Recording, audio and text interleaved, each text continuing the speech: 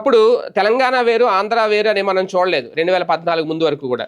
2014 తర్వాత ఎప్పుడైతే రాష్ట్ర విభజన జరిగిపోయిందో అప్పటి నుంచి హైదరాబాద్ మంద కాదు అనే ఫీలింగ్. లేదంటే ఇంతకుముందు ఉద్యోగం కోసం హైదరాబాద్ వెళ్ళేవాళ్ళం, చదువుకోవడం కోసం హైదరాబాద్ వెళ్ళేవాళ్ళం, స్థిరపడడానికి హైదరాబాద్ వెళ్ళేవాళ్ళం. చాలా మంది 10th చదివిన తర్వాత హైదరాబాద్ వెళ్ళిపోవాలి, అక్కడ సెటిల్ అయిపోవాలి అని కళ్ళగనేవారు. అలాగే వెళ్ళిన వాళ్ళు అక్కడ ఉద్యోగాలు సంబంధించి స్థిరపడిన వాళ్ళు చాలా మంది ఉన్నారు. అలాగే ఇక్కడ చదువుకొని అక్కడ ఉద్యోగాలు సంపాదించిన వాళ్ళు కూడా చాలా మంది ఉన్నారు. అయితే ఇప్పుడు తెలంగాణ విద్యా సంస్థలు ఒక సంచలన ప్రకటన చేసినాయి. ఇక నుంచి ఆంధ్రప్రదేశ్ విద్యార్థులకు తెలంగాణ విద్యా సంస్థల్లో నో ఛాన్స్ అని తేల్చి చెప్పేశాయి. ఎందుకంటే దాదాపుగా 10 ఏళ్లుగా అమలవుతున్న 15% అన్రిజర్వ్డ్ కోటాకు సవరణ అయితే మొదలుపెట్టారు. తెలంగాణ విద్యా సంస్థలో కన్వీనర్ కోటా సీట్లన్నీ ఈ విద్యా సంస్థ నుంచి కేవలం తెలంగాణ విద్యార్థులకు మాత్రమే దక్కబోతున్నాయి. గత 10 ఏళ్లుగా అమలవుతున్న 15% అన్రిజర్వ్డ్ కోటాకు రాష్ట్ర ప్రభుత్వం సవరణలు చేసింది. ఈ మేరకు ప్రభుత్వ కార్యదర్శి యోగితారాణ ఒక జీవో విడుదల చేశారు.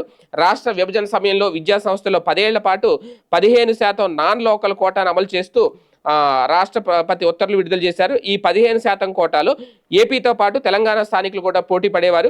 రాష్ట్ర విభజన జరిగి 2024తో 10 ఏళ్లు పూర్తయిన నేపథ్యంలో ఈ 15% కోటా గడువు ముగిసిపోయింది.